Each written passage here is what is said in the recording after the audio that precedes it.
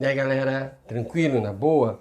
Hoje vou falar sobre liberdade, porque é um tema que está na moda. Desde liberdade de expressão, que eu já falei algumas vezes, a liberdade de tomar ou não vacinas, né? Liberdade de dispor sobre o próprio corpo.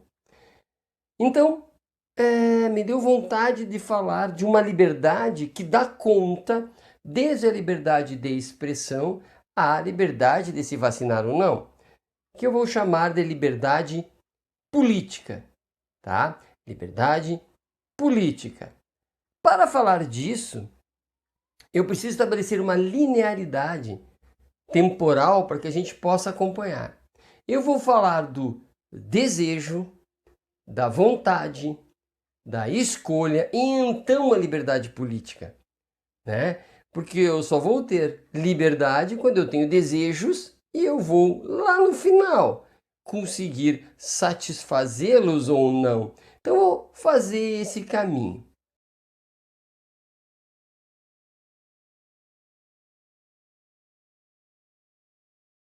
No primeiro momento, então, falarei sobre o desejo. O que é isso, desejo? O desejo é um sentimento de falta. E esse sentimento de falta tende a fazer com que eu busque a satisfação desta falta.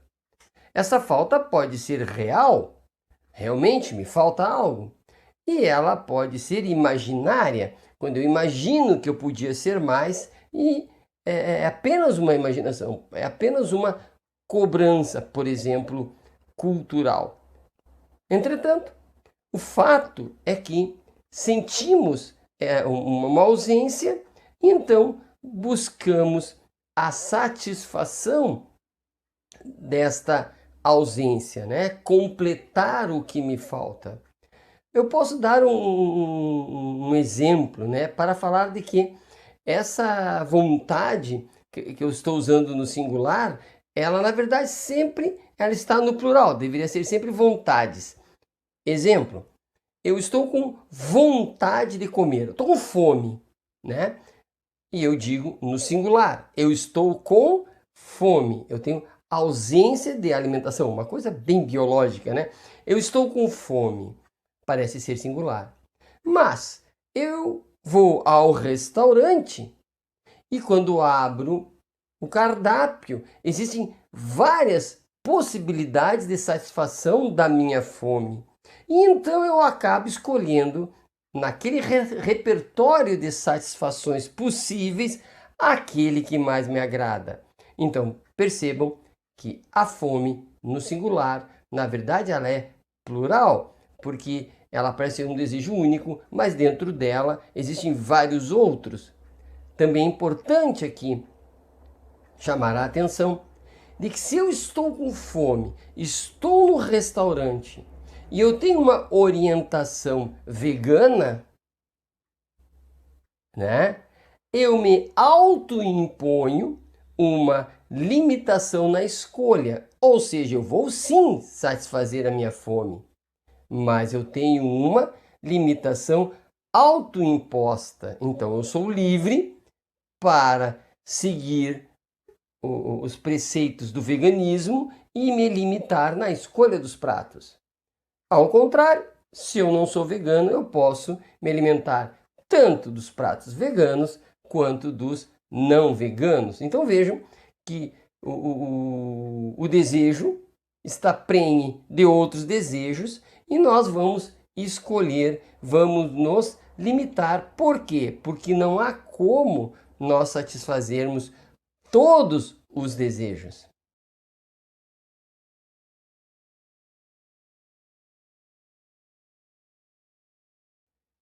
Outro pensamento possível, outra reflexão possível.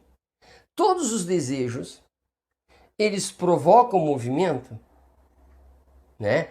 Todos os desejos provocam a minha vontade a ponto dela agir para satisfazer esse desejo? Evidentemente que não. Existem desejos que são potentes e movem a minha vontade. E existem tantos outros desejos que eles não chegam a mover a minha vontade devido à sua pouca intensidade.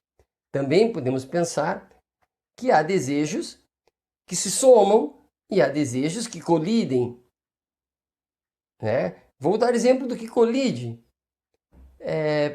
Eu posso querer ter um corpo esbelto, né? Eu tenho um forte desejo de ter um corpo de acordo com os padrões da mídia.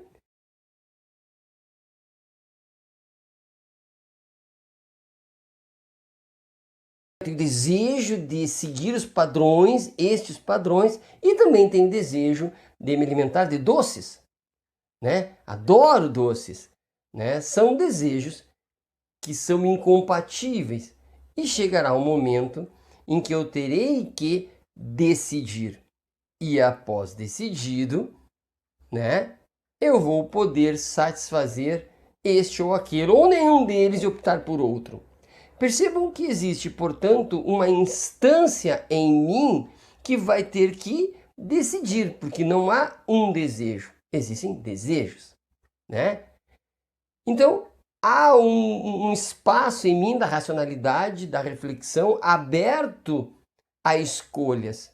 E quanto mais aberto tiver a escolhas, tanto mais livre esse espaço em mim é, né? Então, uma racionalidade livre, ela consegue observar tranquilamente as possibilidades dos meus desejos e essa minha racionalidade vai fazer escolhas tranquilamente.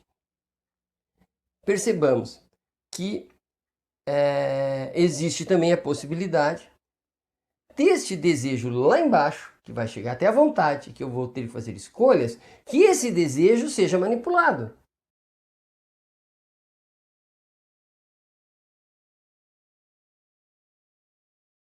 Que esse desejo seja manipulado. Vou voltar ao exemplo do meu corpo, bonito, né?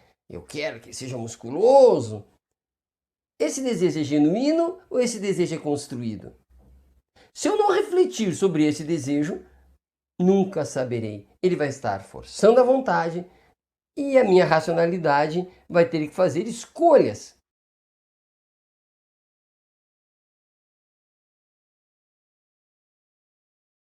Se eu não refletir sobre esse meu desejo lá embaixo, né, eu tenho problemas lá na escolha. Ponto. Até aqui, ok? Então eu falei o quê? Desejo, vontade e escolhas. Agora vamos à liberdade política, né? A liberdade política, ela está interessada naquele desejo, na discussão do desejo ou das escolhas que me puxam para fora de mim. Como assim? O desejo de um monge no alto de uma montanha, sobre si mesmo, lá parado, pensado, fica 20 anos lá, não há interesse da liberdade política. Mas aquele que puxa para fora, aquele que me puxa a agir na sociedade, na comunidade, na família, é esse desejo que preocupa a liberdade política, porque este interfere no espaço público. Então, o meu desejo, a minha vontade e a minha escolha, evidentemente, notadamente a escolha, porque vai me levar para uma ação externa, é essa liberdade que eu vou exercer que preocupa a política. Então, nós vamos ter que dialogar com as pessoas todas as vezes que eu vou entrar em ação e essa ação vai entrar em contato com outras pessoas. Então, lá no sindicato, lá na redação do jornal, lá no blog, lá com os meus familiares, eu discutindo, antes de tomar as minhas resoluções, eu vou poder rever todo esse processo, inclusive ver se o meu desejo é genuíno, as consequências deles, as minhas ações, que consequências têm, as minhas concepções se são genuínas ou não, se elas colidem ou não com as demais, né? Se ser vegano interfere ou não na alimentação, né, dos não veganos, se minha escolha por ter um namorado ou ter uma namorada né? O quanto isso interfere na comunidade, ou se não interfere, portanto, nem deve ser discutido.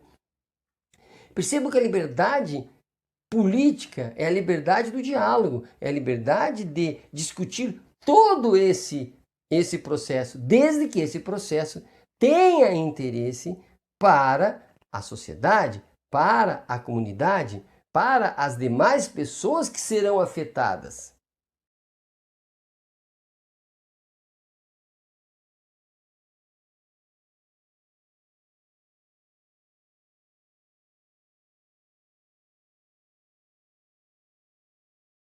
Percebam que agora eu estou falando de uma complexidade de escolha muito maior.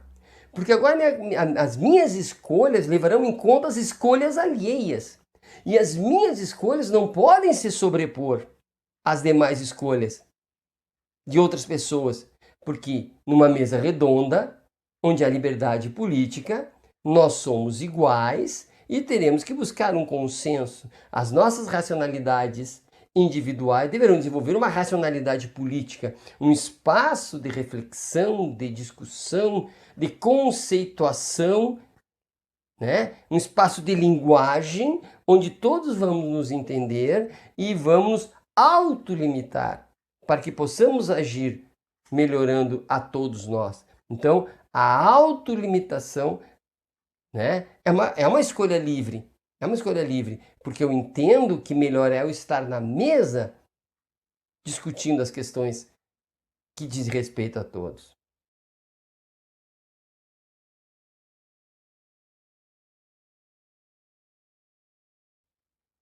E por último, existe uma liberdade que ela é fundamental, sem a qual nada disso existe, né? Liberdade para se alimentar, liberdade para ter uma casa, liberdade de estudo, liberdade para discutir a liberdade. Aí vem a ideia de renda mínima, que eu já falei antes. É preciso que as pessoas tenham condições de discutir, tenham condições de procurar conhecimento, condições de se deslocar ao sindicato, ao local de diálogo. Porque sem essa liberdade mínima, vou chamar de liberdade cidadã, né? Se essa liberdade cidadã, se essas condições do cidadão sobreviver, como faziam lá na Atenas, né? Clássica, né? Sem uma condição mínima de ir à ágora discutir, não há liberdade política possível. Portanto, se vamos discutir vacinação, nós temos que fazer todo esse processo e chegar lá na ágora, chegar lá no espaço público e discutir todas as razões para as minhas escolhas, ouvindo as razões, as escolhas do outro, para então ter a escolha última, que é minha autolimitação, para que todos nós possamos sair dali melhores. E melhor neste caso é mais livres do que éramos antes. Ok? Abraço e até a próxima.